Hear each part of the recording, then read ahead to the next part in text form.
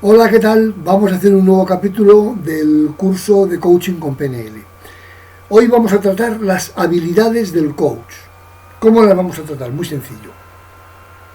Voy a hacer una enumeración de ellas, bueno, en algunas entraré un poquito más en profundidad, y a partir de mañana voy a compartir unos vídeos que tengo de PNL, para no repetirlos del mismo curso de PNL, que serán sobre algunas de estas habilidades que un coach tiene que tener sí o sí.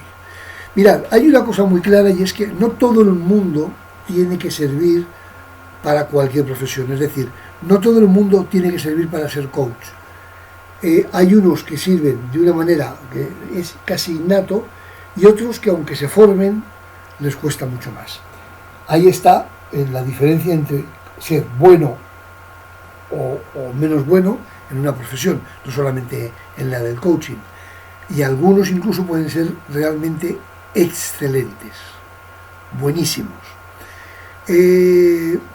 No lo hemos comentado en este curso, pero bueno, si supierais cómo nació la PNL surgió de un informático y un lingüista de una universidad de California que decidieron estudiar a tres excelentes, los tres mejores terapeutas mundiales. Es decir, terapeutas hay muchos. La gente va al terapeuta, al psicólogo, hacen la psicoterapia, lo que sea. Pero no todos son buenos, no todos tienen buenos resultados. Bueno, pues estos tres sobre los cuales se basa la PNL en sus estudios son tres a los que iba la gente rebotada de otros miles, porque era un porcentaje de éxito bestial. Franz Perls, Virginia Satir y Milton Erickson. Todo lo solucionaban. Pues bueno, en el mundo del coaching pasa lo mismo. Hay buenos coaches, hay coaches regulares, aunque tienen trabajo y siguen adelante, y hay coaches excelentes. ¿Cuál es la diferencia entre unos y otros? Las habilidades, que saben tener la agilidad mental, ciertos parámetros que saben tener en un momento determinado con el cliente. Yo voy a centrarme en las habilidades que sí o sí tiene que tener un coach que trabaje con PNL. Nosotros estamos haciendo coaching con PNL. Mirad, la empatía. La empatía es algo con lo que yo creo que todo el mundo sale preparado para ser empático, pero la gran mayoría no sabe utilizarla.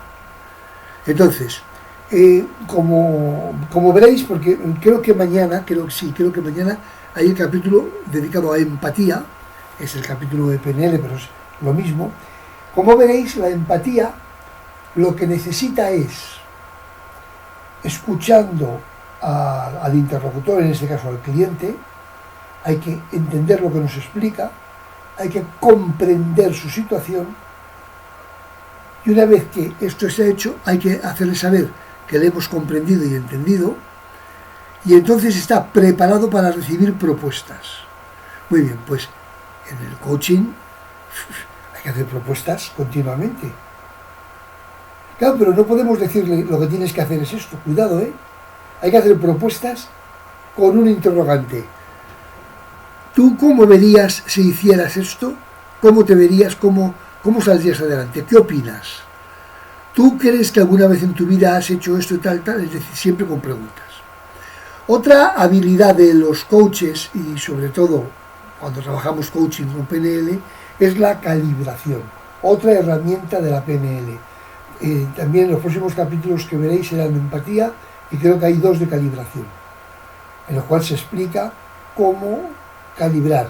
Cuando el coach tiene delante al cliente y le estás preguntando y te está respondiendo, ves su cara, ves los cambios de su cara, de su cuerpo, ves movimientos que hace, incluso cómo le cambia el lenguaje verbal. Justo eso es la calibración. Y eso es un arma poderosísima a favor del coach.